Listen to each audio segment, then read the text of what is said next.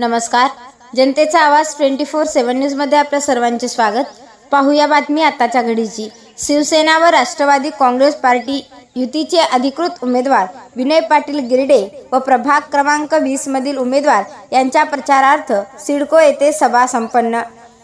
देड महानगरपालिकेच्या निवडणुकीतील प्रभाग क्रमांक 20 मधील शिवसेना व राष्ट्रवादी काँग्रेस अजितदादा पवार युतीच्या शिवसेनेचे व राष्ट्रवादी उमेदवारांच्या प्रचारार्थ कॉर्नर सभा घेण्यात आली. या सभेला माजी खासदार भास्करराव पाटील खतगावकर, आमदार हेमंत पाटील, आमदार आनंदराव बोंडारकर आदींची उपस्थिती होती. त्याचबरोबर आदरणीय आमदार बाबूराव कदम कोहळीकर, प्रवीण पाटील चिखलीकर, शरद पवार, दीपक पावडे, नरेंद्र गायकवाड यांच्यासह पक्षाचे कार्यकर्ते व उमेदवार उपस्थित होते.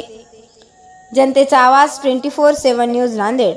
आज शिवसेना आणि राष्ट्रवादी यांची संयुक्त प्रचार सभा इथं झालेली आहे. राष्ट्रवादीचे नेते आदरणीय प्रताप पाटील चिखलीकर साहेब आज मुंबईला बैठकीसाठी गेलेले आहेत, परंतु त्यांच्या वतीनं ज्येष्ठ नेते आदरणीय माजी खासदार, माजी मंत्री भास्करराव पाटील खतगावकर साहेब, माजी आमदार माननीय ओमप्रकाश पोकर्णा साहेब, माजी आमदार आमचे मोहनराव हंबर्डे, माजी आमदार सुभाष साबणे साहेब, ही सर्व मंडळी आणि त्याचबरोबर प्रवीण पाटील चिखलीकर साहेब, त्यांचे नगराध्यक्ष शरद पवार साहेब, हे दोन्ही राष्ट्रवादी आणि शिवसेनेच्या टीम मोठ्या प्रमाणामध्ये इथं उपस्थित होत्या. आणि निश्चित नांदेड दक्षिण मध्ये शिवसेना आणि राष्ट्रवादी हातात हात घालून काम करत आहे.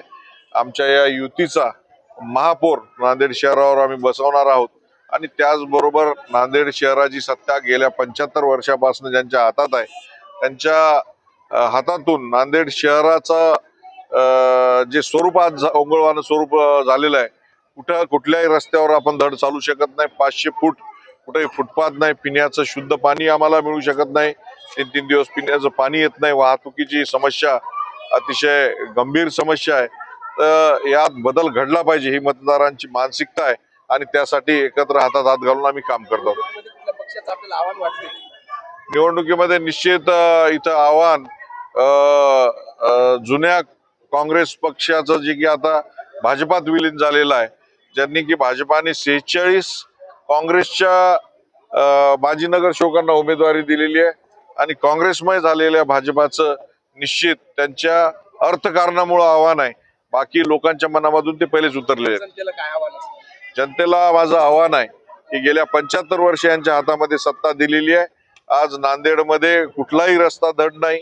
वाहतुकीची समस्या आहे, पिण्याच्या पाण्याची समस्या आहे, आरोग्याची समस्या आहे. तेव्हा एकदा नांदेडकरांनो आपण बदल घडून दाखवा. निश्चित या सिडको अडकोचा चेहरा मोहरा बदलल्याशिवाय आम्ही राहणार नाही, हा शब्द देण्यासाठी आम्ही इथं आलो. धन्यवाद. जय महाराष्ट्र.